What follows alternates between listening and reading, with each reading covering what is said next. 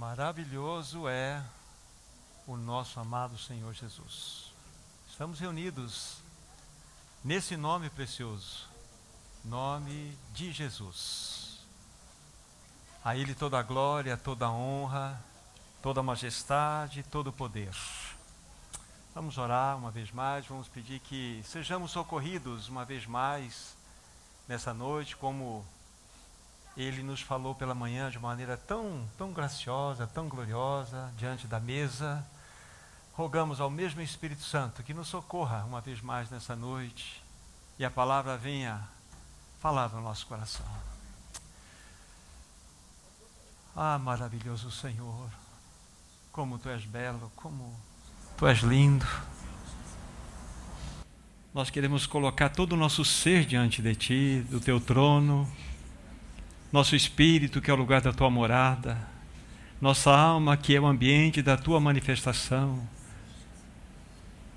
Curve a nossa vontade ante a Sua vontade, capture as nossas emoções, venha alinhar os nossos pensamentos com os Teus pensamentos, venha também governar o nosso corpo, todo o nosso ser. Isso só é possível pelo bendito Paráclito que em nós habita, que Ele possa expressar a Ti mesmo através de nós.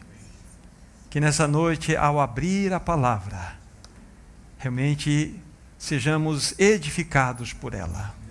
Fala com Teu povo nessa noite. O Senhor tem sido tão bom. Uma vez mais nós nos humilhamos ante os Teus pés. Pedimos que livremente o Espírito Santo venha passear em nós, entre nós.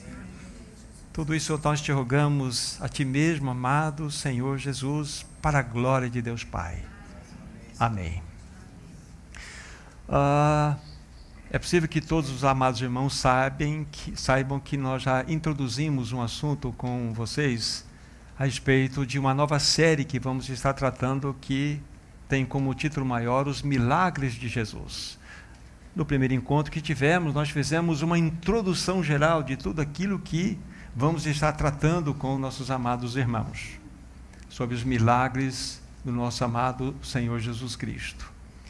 E, só para que possamos trazer um frescor no nosso coração e mente, vamos recapitular quais seriam esses milagres do Senhor Jesus Cristo, focando de modo muito especial o Evangelho de João.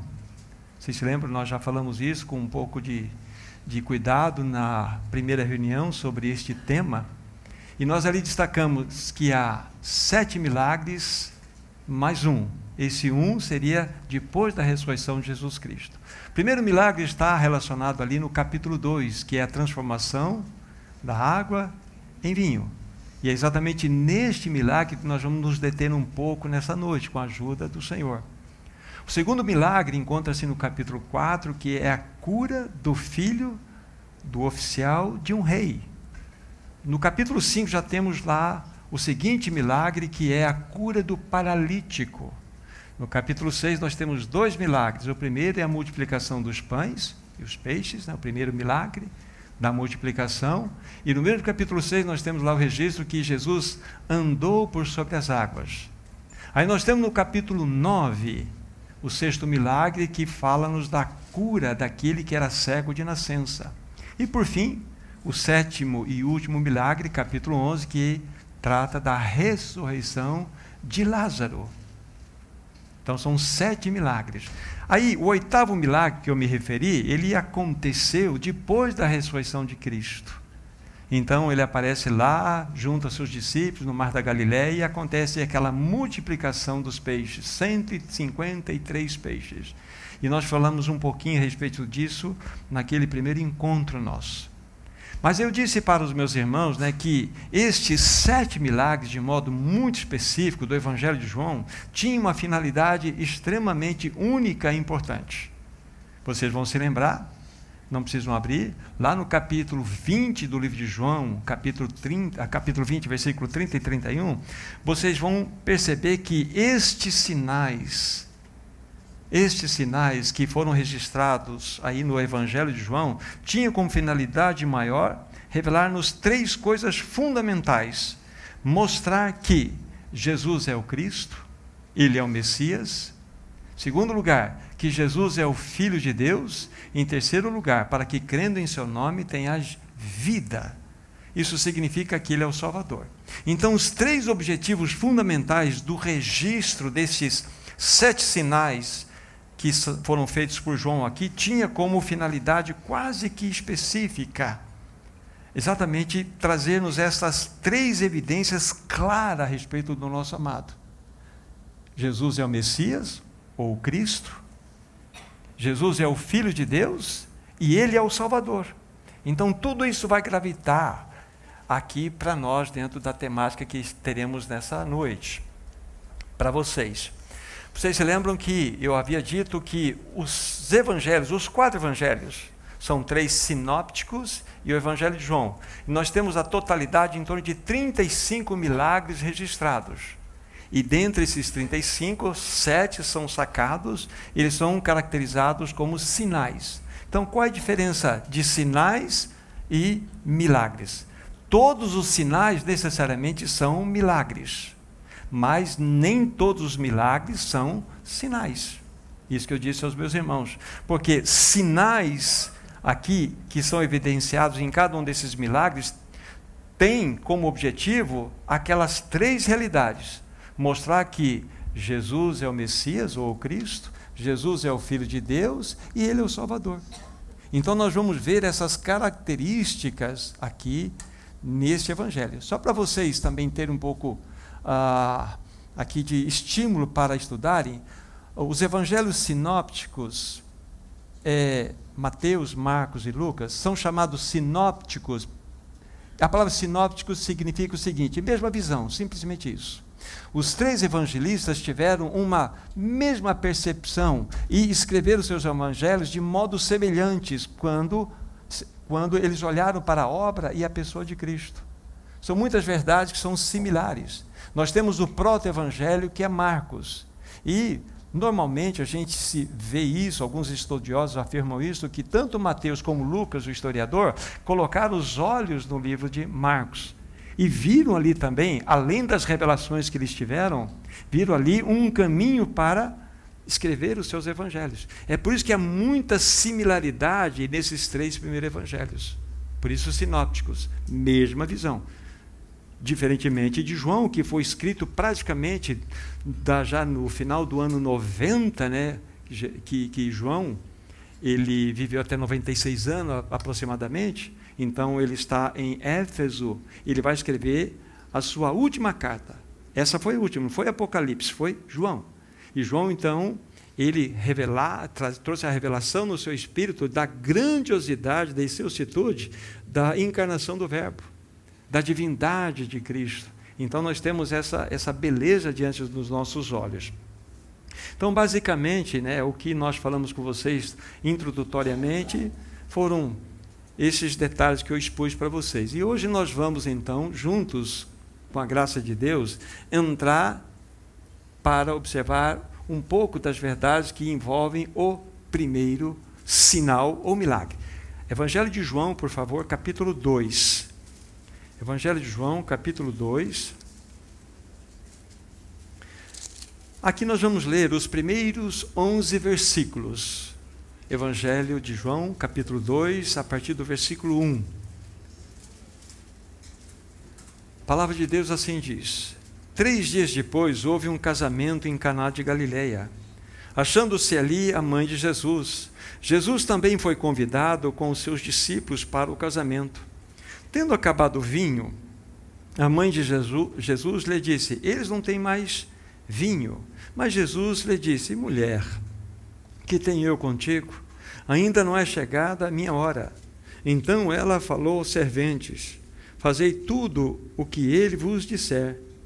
Estavam ali 6 talhas de pedra, que os judeus usavam para as purificações, e cada uma levava 2 ou 3 metretas. Jesus lhes disse: enchei de água as talhas. E eles encheram totalmente. Então lhes determinou: tirai agora e levai ao mestre-sala. E eles o fizeram. Tendo o mestre-sala provado a água transformada em vinho, não sabendo de onde viera, se bem que o sabiam os serventes que haviam tirado a água, chamou o noivo e lhe disse: todos costumam pôr primeiro o bom vinho, e quando já beberam fartamente, servem o inferior. Tu, porém, guardaste o bom vinho até agora. Com este deu Jesus princípio aos seus sinais em Caná da Galileia e manifestou a sua glória, e os seus discípulos creram nele. Até aqui. Aí nós temos todo o contexto que nos relata aqui esse primeiro sinal, o primeiro milagre, a transformação da água em vinho. E aqui então, bem de modo claro, no versículo 11, de modo bem explícito, mostra-nos que o Senhor Jesus inicia todo o seu ministério trazendo esse sinal em evidência. E aqui mostra-nos que ele mostrou a sua glória aos seus discípulos. E essa expressão, sua glória, ele é muito importante, que fala-nos da sua majestade, fala-nos do seu absoluto e perfeito, absoluta e perfeita divindade. Então, a expressão dessa glória, essa majestade, tem a ver com a expressão absoluta da sua divindade. E os seus discípulos creram nele. Lógico, só poderia ser realizado esse milagre se verdadeiramente Jesus Cristo fosse o Messias e fosse o Filho de Deus. E assim sendo, eles creram nele. Então, a primeira observação que é feita aqui. Agora, uma pergunta. Por que o Senhor Jesus começou, ou João, pelo Espírito Santo, ele escolheu este milagre para ser o primeiro? Por que ele não escolheu, por exemplo, a cura do cego de nascença, ou a ressurreição de Lázaro? Por que ele escolheu exatamente este milagre? Tudo tem uma ordem. Isso é maravilhoso nós pensarmos, porque com certeza o Senhor Jesus Cristo queria nos mostrar que todas as realidades da nossa existência começam aqui, dentro de um contexto de um casamento. Jesus já vislumbrava aquilo que está na agenda celestial como algo marcado. Haverá um casamento celestial. A nova Jerusalém descerá do céu como noiva ataviada para encontrar com seu noivo. Possivelmente, muitas coisas subiram ao coração de Jesus aqui, nesse momento, quando ele vai realizar esse milagre aqui. Apenas esses detalhes de informações iniciais para você. Na realidade, nós podemos também pensar, alguns estudiosos nos mostram claramente que Jesus, também com este primeiro sinal, ele queria trazer uma mensagem muito clara a toda a nação judaica. Ele queria trazer uma coisa mais explícita. Por séculos e séculos, a nação judaica não havia experimentado a verdadeira alegria em todos aqueles rituais que eles praticavam. A nação judaica vivia, na realidade, de monotonia após monotonia, servindo-se de rituais, cerimônias completamente enfadonhas e frias. Ou seja, tudo aquilo que a nação judaica praticava não tinha vida e nem sabor. Aí nós vimos pela leitura que há um detalhe aqui, que nós tínhamos ali 6 talhas de pedra. E essas 6 talhas que foram feitas de pedra, elas estavam vazias, mas Jesus vai mandar achá-las, vai mandar enchê-las. E essas 6 talhas tinham como objetivo o quê? A purificação, cheia de água.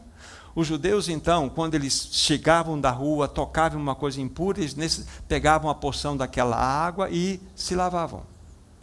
E os rituais eram tão enfadonhos que, de uma alimentação, de uma troca de prato para outros, ele vinha e novamente se lavava. Então, imaginem só a vida ritualista que eles viviam, completamente enfadonha. Aí Jesus, então, dentro desse prisma, de olhar essa mensagem sendo também uma mensagem à nação judaica, Jesus ele vai trazer algo revolucionador, vai transformar a água em vinho, porque o vinho é revolucionador. Ele traz alegria porque ele movimenta a vida. Ou seja, o único que pode dar vida e alegria é o Senhor Jesus. Então nós podemos entrar por esse caminho, mas não é o nosso objetivo aqui. o que eu vou estar tratando com meus irmãos aqui são lições espirituais, especificamente 3 lições espirituais que nós vamos aqui tirar dessa leitura que nós fizemos aqui, nesse momento. Eu vou dizer para vocês quais são as 3 lições e depois vamos, passo a passo, olhar uma a uma com um pouco mais de detalhe. A primeira lição espiritual é que o casamento é uma realidade espiritual. Depois nós vamos detalhar. Guarde bem isso. O casamento é uma realidade espiritual. A segunda lição que nós vamos aprender aqui, olhando para esse texto, é que a alegria é a marca do casamento cristão. A alegria é a marca do casamento cristão. E a terceira lição espiritual que nós vamos tratar aqui e observar pela leitura feita é que Cristo é a pedra angular do casamento. Então, o casamento é uma realidade espiritual, a alegria, de fato, é a marca de um casamento cristão, e por fim, que Cristo é a pedra angular do casamento. Então, o que nós vamos fazer aqui? Nós vamos olhar para esse texto na busca dessas lições espirituais. Muito importante. Logo aqui, nos 2 primeiros versículos lidos, então nós temos, de modo mais específico, o versículo 2, Jesus também foi convidado com seus discípulos para o casamento. Essa palavra casamento. Então, nós devemos entender pela palavra de Deus o casamento à luz da palavra de Deus. O que é o casamento à luz da palavra de Deus? É muito importante isso. Nós vamos saber uma coisa muito importante, anotem lá, que a família, ela é irradiada do casamento. Nós não teríamos famílias se nós não tivéssemos casamentos. Então, a família, ela é irradiada do casamento. Deixa eu pegar aqui um exemplo. Aqui está o Júnior e a Vera. O Júnior, ele tem um coração, ele tem pulmões, ele tem fígado, ele tem baço, ele tem rins, ele tem uma composição enorme de órgãos. E esses órgãos trabalham juntos, de maneira sincronizada, porque ele é uma unidade. Mas, no que concerne ao órgão reprodutor, ele é incompleto. Aí eu olho para a Vera. A Vera, da mesma forma, tem coração, tem pulmões, tem fígado, tem baço, tem rins. Tudo. Então, ela é plena, completa, ela é uma unidade. Mas, no que concerne ao órgão reprodutor, ela é incompleta. Então, somente um homem com uma mulher é que esse órgão reprodutivo vai funcionar. Então, o casamento é a união de um homem com uma mulher. Entende o que eu falo? É por isso que a Bíblia fala que os dois se juntarão, se tornarão uma só carne. Aí está. Essa é a beleza. Essa é a bênção. Isso é casamento cristão. Entende o que eu falo?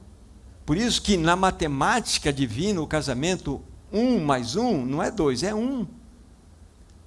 Agora vocês entendem. Então, todo outro tipo de relacionamento sexual é abominável diante de Deus. Não existe outra possibilidade. Entende que é um casamento cristão? Essas são as lições que a gente tem que compreender aqui. Entender? Somos seres integrais. No entanto, no que tange ao órgão reprodutor, Deus nos fez incompletos. Por isso, um homem e uma mulher. Isso é casamento cristão. Essa é a bênção. Então, a primeira lição que nós temos aqui já nos mostra claramente. Volto a dizer, todo outro tipo de união, que pode ser a mais prazerosa possível, mas ela é abominável diante de Deus, é inaceitável. Esse é um ponto que eu coloco para os meus irmãos inicialmente. Tá? Agora, nós precisamos dar um passo seguinte, e já destacando a primeira lição espiritual: o casamento é uma realidade espiritual. O casamento não é um contrato social. O casamento não é um sacramento religioso. O casamento é uma realidade espiritual. Agora vocês vão entender o que eu quero dizer com essa expressão. Peguem, por favor, o livro de Efésios, no capítulo 5. Efésios, no capítulo 5. Efésios 5, do versículo 31 em diante. Efésios 5, 31 a 33. A palavra de Deus assim diz: Eis porque deixará o homem seu pai e sua mãe, e se unirá à sua mulher, e se tornarão os dois uma só carne. Grande esse mistério, mas eu me refiro a Cristo e a igreja. Não obstante, vós, cada um de per si, também ame a própria esposa, como a si mesmo, e a esposa respeite ao marido. Mas aqui há um ponto importantíssimo, que é o versículo 32. Ele é suficiente em si. O mistério do casamento de um homem com uma mulher remete-nos para Cristo, a igreja. Isso significa algo extremamente importante, que o casamento entre o homem e a mulher fala-nos de uma realidade espiritual, que é a união de Cristo com a igreja. Ou seja, o casamento de um homem com uma mulher é uma metáfora que nos aponta para uma realidade espiritual, Cristo e a igreja. Isso é extremamente importante para nós. E quando nós, pela graça de Deus, começamos a ter os nossos olhos abertos para entender isso, então, quando você olhar para a sua esposa, a esposa olhar para o seu marido, irá olhar nessa perspectiva, naquilo que o marido representa e naquilo que a esposa representa. Veja como muda tudo. Completamente, porque nós somos uma metáfora de uma realidade celestial, de uma realidade que toca as esferas espirituais. E isso é maravilhoso. Uma coisa que eu digo para vocês: onde o casamento não é valorizado, a realidade moral é baixíssima. A sociedade, ela é adoecida. Onde o casamento não é valorizado, nós temos o que nós vemos diariamente nas notícias. Perversidade. Nós vemos imoralidade graçando. Nós vemos N situações que realmente chocam o coração e entristecem profundamente o nosso amado Senhor. Agora, aqueles que têm a mente de Cristo valorizam o casamento. Essa é uma frase de J.C. Ryle. Aqueles que têm a mente de Cristo sempre irão valorizar o casamento. Então nós precisamos olhar dentro dessa linda perspectiva. O casamento é uma realidade espiritual. A presença de Cristo é que embelezou aquele casamento do qual nós nos referimos no capítulo 2. A sua presença adornou aquela união. É assim. Aí eu fiquei imaginando, quando eu pensava, sabe, Marcos? Eu fiquei imaginando, imaginem só você convidar o Rei dos Reis, o Senhor dos Senhores, para o seu casamento. É lindo demais. Agora imagine algo mais profundo, para que Ele, pelo Espírito, habite no nosso coração, governe o nosso lar. Isso é grandioso demais. Isso é maravilhoso. Então a presença de Cristo, ela é essencial. Ela é essencial. Então é importante que nós façamos um convite muito claro para o Senhor Jesus Cristo. Senhor Jesus, entre no nosso casamento. Tome conta do nosso casamento. Governe o nosso casamento. Para que nós possamos expressar essa realidade espiritual. Então, esse primeiro sinal, ele é extremamente rico, que nos mostra essa beleza de que o casamento deve ser valorizado à luz daquilo que ele significa ao coração do nosso Senhor. Ele é uma realidade espiritual.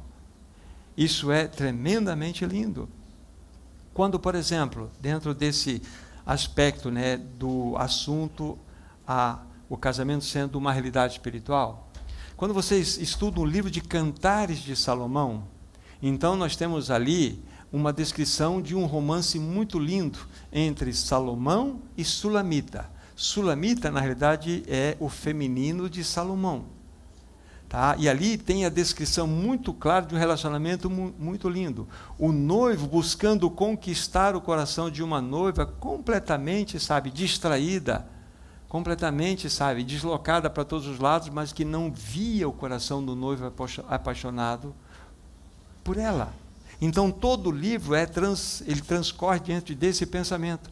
Mas o livro de Cantares também, como estou falando, é uma metáfora da união de Cristo com a igreja.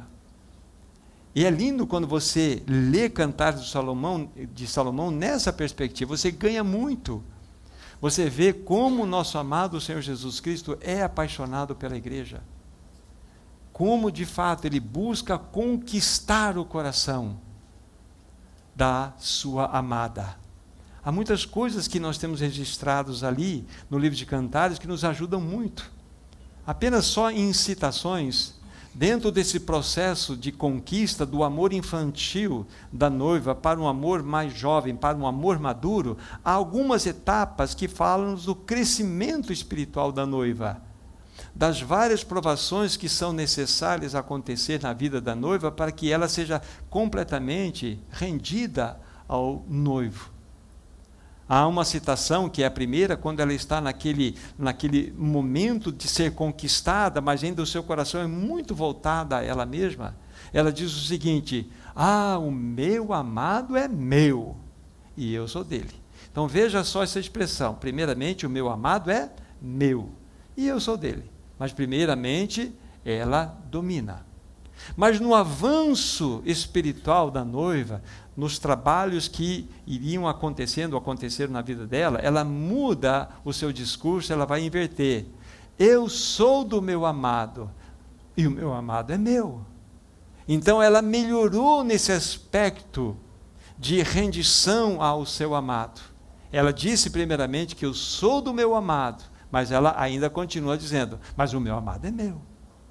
O verdadeiro amor é algo totalmente desprendido.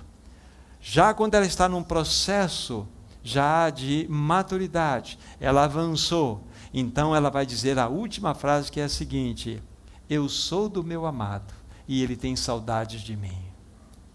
Esse é o contentamento, esse é o amor ágape. Esse é o amor completamente rendido, em plena confiança. Então tem essa escala, esse tipo de avanço no livro de Cantares, que fala-nos da conquista de um noivo, do coração daquela noiva. E isso é exatamente o que está acontecendo, espiritualmente falando. O Senhor está buscando conquistar o nosso coração. Eu penso que nós estamos na infância. Podemos até dizer, que o meu amado é meu, aí eu sou dele. Nós queremos, e o Senhor está ganhando-nos completamente para que nós possamos experienciar uma entrega totalmente submetida a Ele, sem nenhum tipo de exigência, completamente desprendido de tudo aquilo que nós temos como egoísmo pessoal. Então, a presença de Cristo num casamento é essencial. Então, dentro desse primeiro aspecto de lição espiritual, duas coisas eu mostrei para vocês. O que é o casamento cristão, união de um homem com uma mulher, porque daí deriva-se a família, esse é o casamento cristão. E mostrei para vocês, concluindo para vocês, que o casamento é uma realidade espiritual. E ele precisa ocupar o centro da nossa vida. E isso muda completamente a nossa conceituação a respeito de casamento. Isso é maravilhoso. Mas há uma segunda lição extremamente importante. De olho na Bíblia, capítulo 2 de João, onde nós estamos. Então, a segunda lição é que a alegria é a marca do casamento cristão. Então, vou ler novamente os primeiros versículos e vou parar no momento certo aqui. Versículo 1, capítulo 2 de João. 3 dias depois, houve um casamento lá em Caná da Galileia, achando-se-lhe a mãe de Jesus. Jesus também foi convidado com seus discípulos para o casamento. Tendo acabado o vinho, a mãe de Jesus lhe disse: eles não têm mais vinho. Mas Jesus lhe disse: mulher, que tenho eu contigo? Ainda não é chegada a minha hora. Então ela falou aos serventes: fazei tudo o que ele vos disser. Estavam ali 6 talhas de pedra, e os judeus usavam para as purificações, e cada uma delas levava 2 ou 3 metretas. Jesus então disse: enchei de águas as talhas, e eles o encheram totalmente. Então determinou tirar agora, e disse: levai ao mestre-sala, e eles o fizeram. Tendo o mestre-sala provado a água transformada em vinho, não sabendo de onde viera, se bem que sabiam os serventes que haviam tirado a água, chamou o noivo e lhe disse: todos costumam pôr o primeiro vinho, o melhor vinho, no começo. Quando já beberam e se fartaram, serve o inferior. Tu, porém, guardaste o bom vinho até agora. Olha que lindo. Para vocês terem uma ideia, dentro do costume judaico, as festas de casamento duravam aproximadamente 1 semana. E esta semana era uma semana onde muitos rituais aconteciam.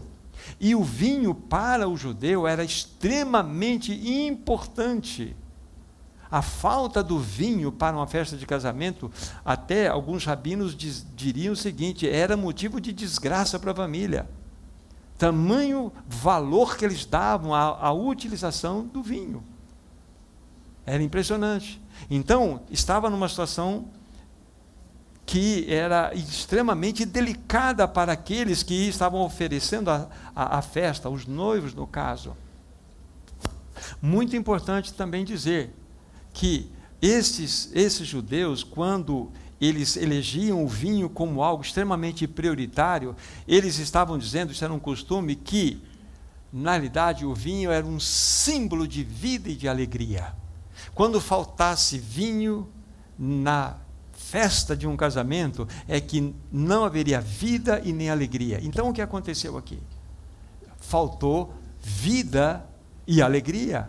Isso seria algo extremamente chocante para todos aqueles que eram convidados. Então Jesus vai entrar em cena.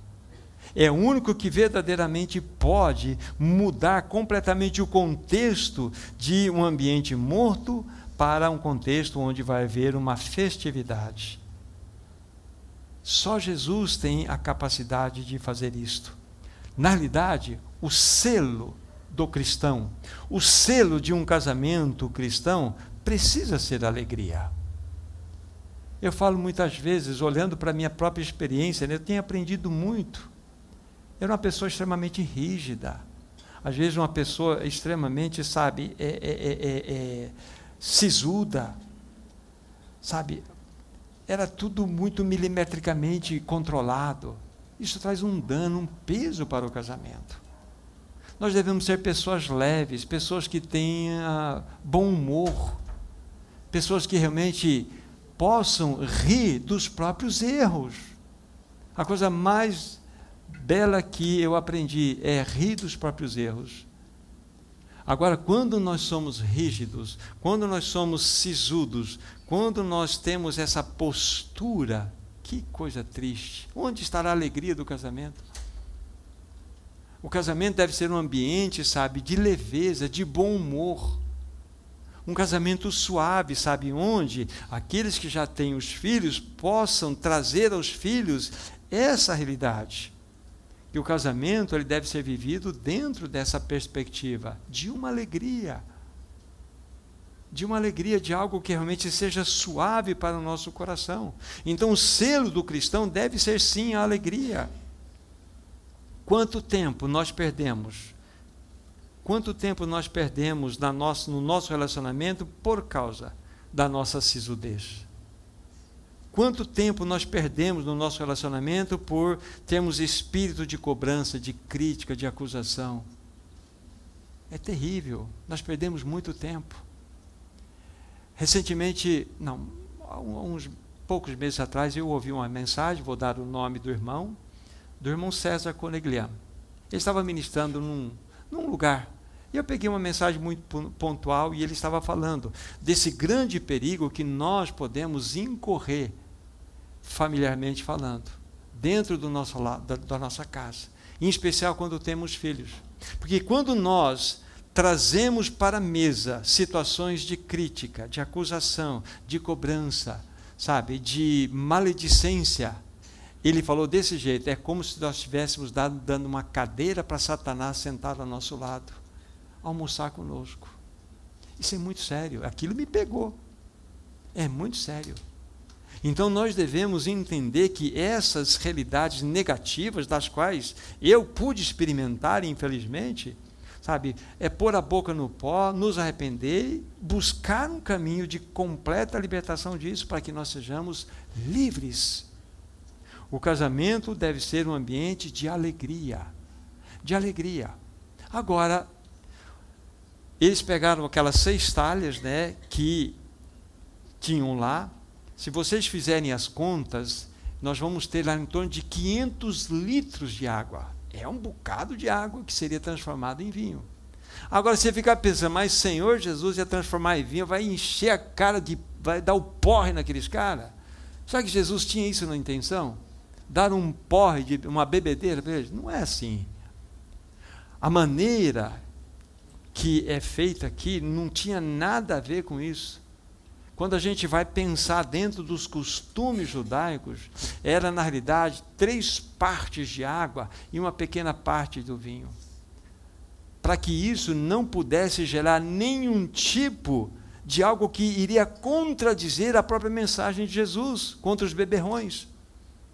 Então, com certeza, né, nós devemos olhar desta forma aqui. E então, eles chegaram à conclusão, eles guardaram o bom vinho até agora. Esse bom vinho nada mais é do que Jesus Cristo habitando em nós. Então é o Rei dos Reis habitando em nós, habitando pessoalmente em nós e habitando no nosso casamento. Senhor, por tua graça, para os casados, Senhor, assuma o controle, derrama do teu vinho no meu casamento, para que eu possa experimentar vida e possa experimentar alegria. Sabe, irmãos, não façam do casamento de vocês uma oficina mecânica. Você já tentou consertar alguém? Ô Wagner, Silvani não está aqui, né? Você já tentou mudar a Silvani muitas vezes, não conseguiu, né? Ela tentou mudar você também, não deu certo, né? Não vai dar certo. Não tente mudar um ao outro, não vai dar certo. A gente tem que esperar no Senhor, colocar diante do Senhor. Todas as vezes que nós tentamos mudar, nós falhamos. Só Deus pode mudar. E quando nós não atingimos o nosso alvo, nós ficamos com raiva, nós temos bronca, né? Porque quando as pessoas casam, assim, eu vou transformar esse cara aqui, ele nem sabe o que ele vai se tornar, eu vou mudar, ele vai ver. E ele está pensando a mesma coisa dela.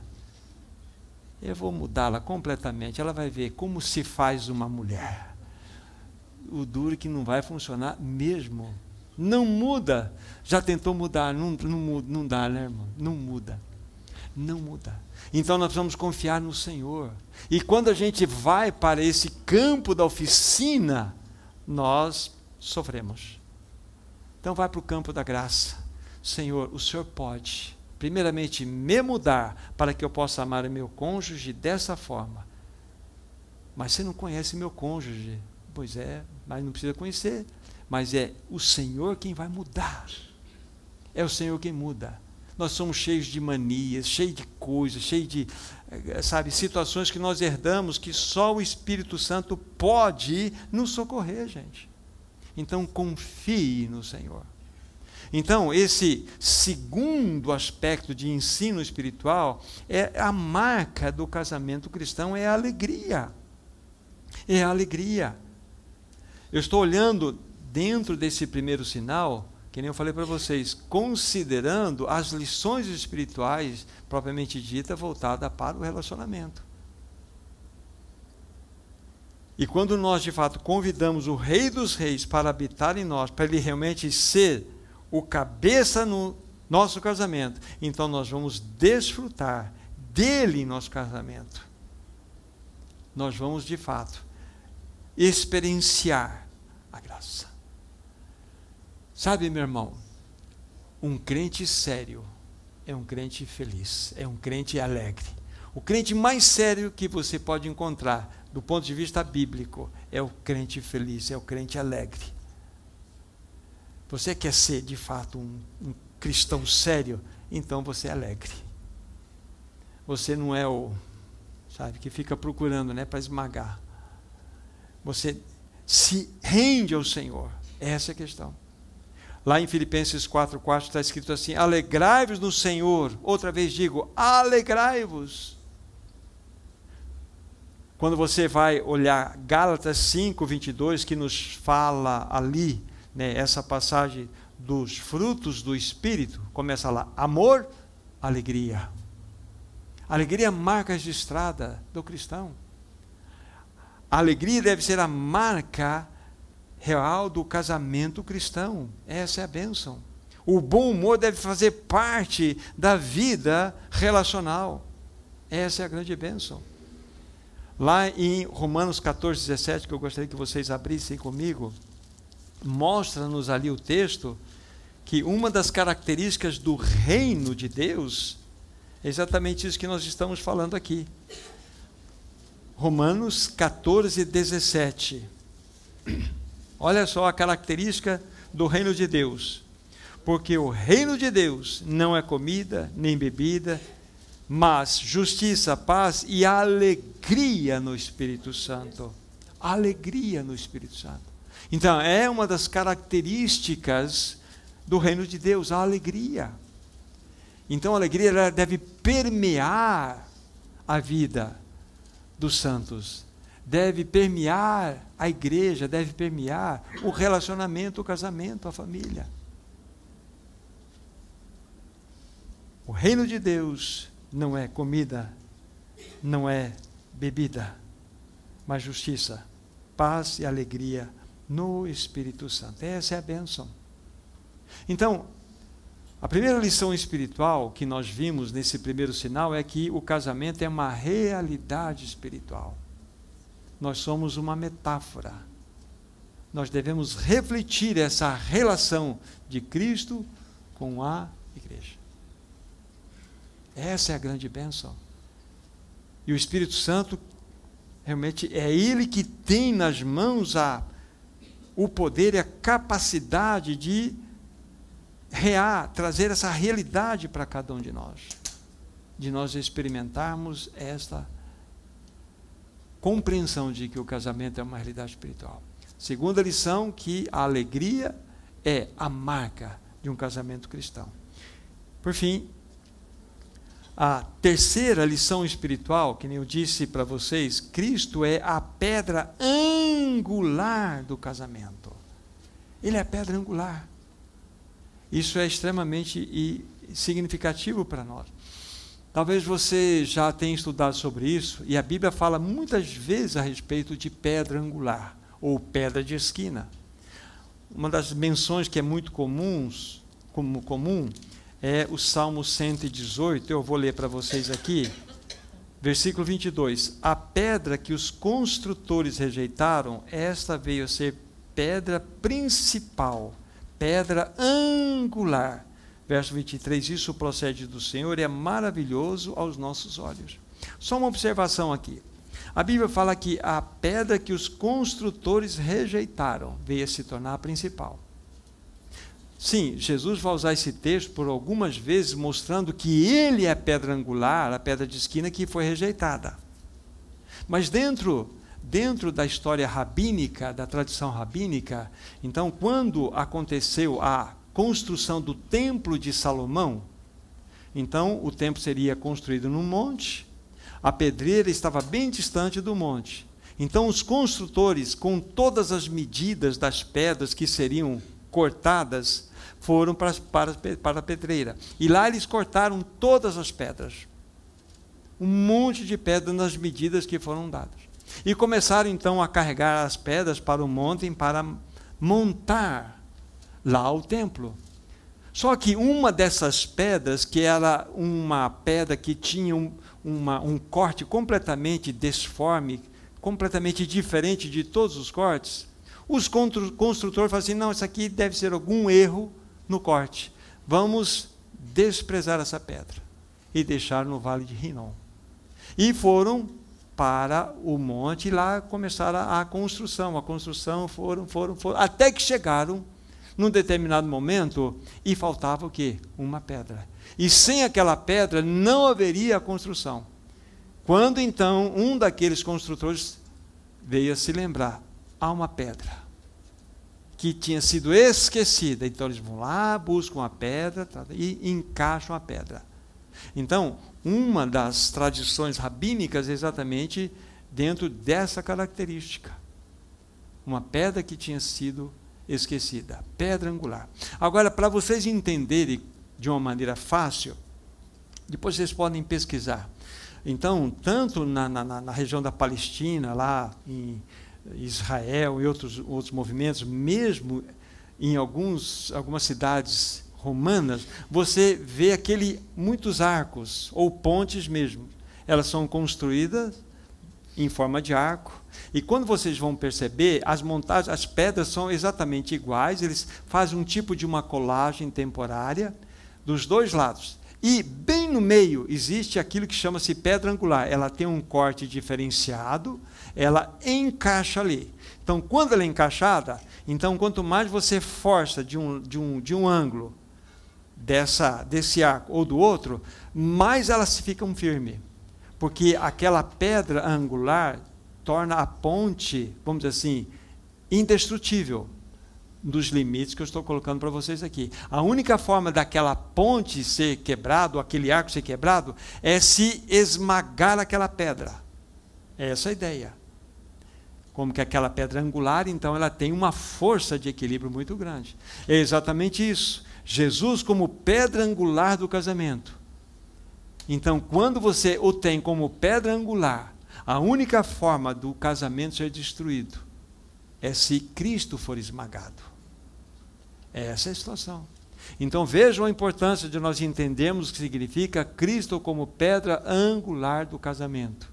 Então, quando você convida Cristo para viver em você, governar o seu casamento, você está dizendo que Ele é a pedra angular, é a pedra de esquina. A pedra da esquina é o mesmo raciocínio quando é utilizado. Então, nas construções antigas se colocavam bem numa determinada parte da área onde vai ser construída uma pedra de esquina.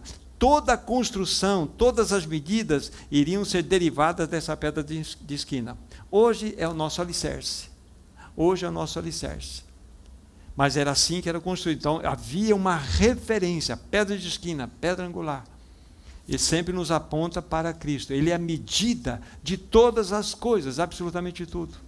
Então, quando nós temos Cristo como pedra angular em nossa vida, Ele é a pedra de esquina do nosso casamento, então nós temos a absoluta certeza de que nós estamos seguros. Então, Jesus Cristo, Ele é a pedra angular. Ele é a pedra angular, Ele é indestrutível. Então, é importante que os meus irmãos, sabe, em especial, lógico, eu me dirijo àqueles que são casados, entendam, clamem por isso. Senhor, temos falado isso, quero reforçar, de fato, Tu és a pedra angular do meu relacionamento. Tu és. Essa é a grande bênção. Se torna o quê? Indestrutível, porque ele é indestrutível. É assim que um casamento deve ser formado. Assim é o casamento cristão. Então, nesse primeiro sinal, diante dos nossos olhos, nós vemos essa beleza diante aqui, para que consideremos, tá? Essa perfeição. Era interessante, uma outra situação que nós podemos aprender aqui, na lição do capítulo 2, voltem lá por gentileza, se vocês saíram no capítulo 2, tem uma observação que eu queria deixar para vocês aqui, que quando a mãe de Jesus, né, chega a ele, né, estou no versículo 4, no versículo 3, fala assim, olha, eles não têm mais vinho. Era o símbolo da vida, o símbolo da alegria, como falei. Aí o Senhor Jesus vai dizer no versículo 4, mulher, que tenho eu contigo? Muitas pessoas olham para essa expressão e a tem como quase que uma resposta ríspida do Senhor Jesus Cristo. Mas quando você que é estudioso, você vai observar isso, não é exatamente essa a ideia aqui. Esse termo mulher era muito usado não só dentro do costume ali judaico, mas também entre os gregos. Era como se fosse se dirigir a uma mulher como senhora, madame. Madame, senhora. Então, era uma maneira respeitosa do Senhor Jesus Cristo chegar à sua mãe, chamá-la de fato, madame, senhora. Para nós, talvez pela nossa cultura ocidental, parece-nos uma rispidez do Senhor Jesus, mas não é. É uma maneira extremamente amorosa dele se dirigir à sua mãe. Que tenho eu contigo? Né? Melhor traduzido seria essa expressão que tenho contigo, né? O que... Deixa eu pensar lá naquilo que eu ouvi do original. Mulher, que tenho eu contigo. O que me une a ti nesse momento? Mais ou menos assim. Ou seja, eu resolvo essa questão. Eu toco essa questão. Essa é a situação. Aí vem a resposta dela. Você vê que ela não se importou com aquilo que o seu filho, no caso Jesus, havia dito. Fazei tudo o que ele vos disser. Estavam ali essas talhas de pedra que os judeus, aí vieram os servos e encheram. Encheram. Isso tem um ponto importante para nós aqui, mostrar o seguinte, que o Senhor Jesus poderia fazer tudo sozinho. Ele podia até miraculosamente fazer com que as águas estivessem já naquelas talhas. Mas ele fez com que aqueles serventes fossem enchendo, eram quase ou um pouco mais de 500 litros. E depois ele manda que os serventes levem ao mestre-sala. Isso significa a cooperação nossa diante do Senhor. O Senhor, ele vai fazer toda a obra, mas ele sempre vai contar com a nossa cooperação. Ele conta com o nosso passo de fé diante dessa situação. Ele quer que nós participemos. Toda a obra, toda a manifestação de realização procede dele, mas ele quer que nós participemos. Assim como nós temos aprendido na questão da oração corporativa, o Senhor, que é absolutamente soberano, ele poderia, como pode, realizar todas as coisas. Mas o que ele faz, ele nos convoca para que nós oremos. Pai nosso que estás nos céus, venha a nós o vosso reino, seja feita a tua vontade, assim na terra como no céu. Olha só o que Jesus está ensinando, é o mesmo princípio aqui, de participação, sermos cooperadores, de nós pedirmos ao Pai que Ele faça a vontade dEle, que o seu reino venha. Pensa bem, Daniel, Deus é soberano, sabe que Ele precisa que nós peçamos a Ele que Ele faça a sua vontade? Ele poderia fazer, mas Ele deseja essa interatividade conosco. Isso significa participação. Então, no casamento é o mesmo raciocínio. Então, nós devemos buscar a face do Senhor e ser cooperadores. Aí você precisa encher as talhas de água. Você precisa encher-se da palavra de Deus, porque a água também é uma figura da palavra de Deus. Você precisa encher-se da palavra de Deus. Mas uma vez que você está cheio da palavra de Deus, você precisa que essa palavra se torne vida e alegria. É a ação miraculosa que vem sobre a palavra na sua vida. Então, é necessário que nós nos alimentemos da palavra. De fato, que nós nos enchamos da palavra para que ela verdadeiramente, de modo pleno, esteja em nós, e assim o Senhor pode transformar aquilo que é insípido, que é sem cheiro, que é sem sabor, em algo que vai trazer vida, alegria e regozijo. Ou seja, as minhas palavras são espírito e vida. Então você precisa da palavra, alimentar-se da palavra, para que ela se torne uma realidade no seu coração. Esse é o desafio que nós temos pela frente. Então, temos diante de nós aqui essas 3 preciosas lições, dentro desse primeiro sinal, né? Esse milagre que Jesus fez, fácil de guardar, né? A igreja é uma realidade espiritual. A alegria é a marca do casamento cristão. E Jesus Cristo, ele é o quê? Ele é a pedra angular do casamento. Está na hora, irmãos, de nós colocarmos, se assim não temos feito, nosso casamento nas mãos daquele que é o Todo-Poderoso. Para que ele verdadeiramente possa transformar, que ele possa provocar uma revolução no nosso coração, para que ele possa verdadeiramente expressar-se através de cada um de nós. Apresente-se diante do Senhor. Vá diante dele, leve para Jesus tudo, encha tuas talhas, alimente-se da palavra. Senhor, ofereço diante de ti todo o meu viver, toda a minha vida, para que o Senhor possa transformar, me dar sabor, me dar alegria, que é, na realidade, a manifestação da presença dele em nós. Essa é a bênção. É por isso, então, que o Senhor, na sua infinita graça, na minha maneira de ver, ele assim ordenou esses sinais ou milagres. Ele começa exatamente aqui. Porque o casamento é a base, o fundamento de uma família, e eu digo para vocês, é a partir da família que é construída a igreja. Lógico que o inimigo irá trabalhar veementemente contra tudo isso.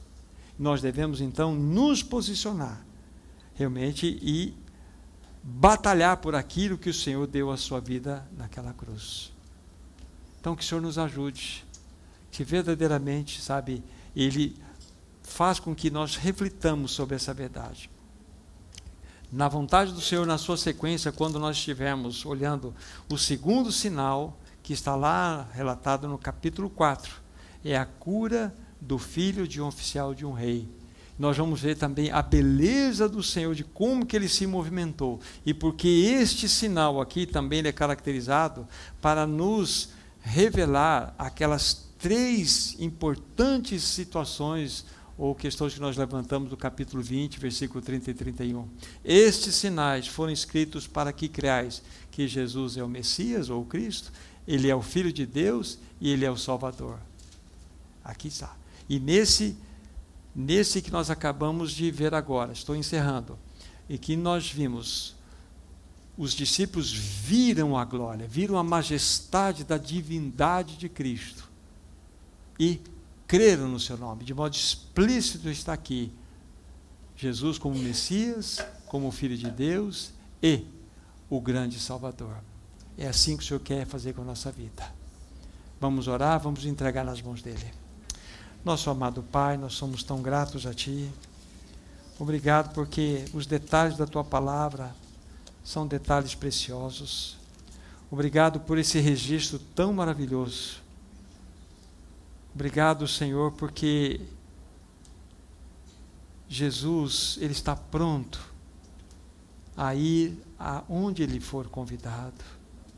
E nós convidamos esse amado Senhor Jesus para tomar conta do nosso casamento, tomar conta da nossa família, tomar conta da nossa vida. Senhor, nós queremos encher as nossas talhas de água, mas nós queremos mais do que isso, que Jesus transforme essa água em vinho, em vida, em alegria. Nós queremos ter um casamento alegre, um casamento com bom humor, um casamento de respeito, de amor, de cumplicidade. Ah, Senhor, visita o Teu povo, visita as famílias, Senhor, que verdadeiramente o Teu falar toque o nosso coração. Ajuda-nos a experimentar essa realidade miraculosa em nossas vidas. Abençoa o Teu povo. Em Teu nome, Jesus, nós oramos para a glória de Deus Pai. Amém. Amém. Deus abençoe, queridos, uma semana regada da graça de Deus. Amém.